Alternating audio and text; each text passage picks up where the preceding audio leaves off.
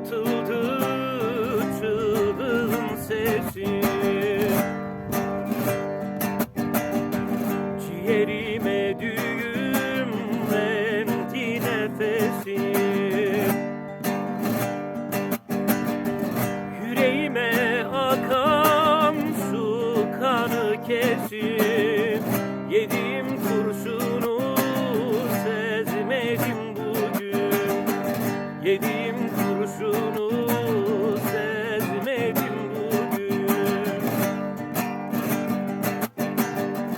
Yüreğime akan su kanı kesin, yediğim kurşunu sezmedim bugün.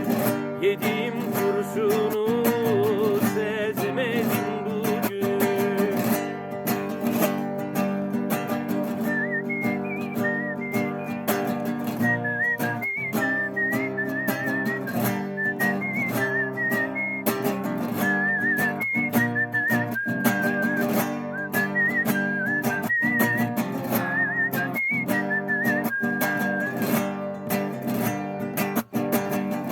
Kırıldı umudu serçe kuşların,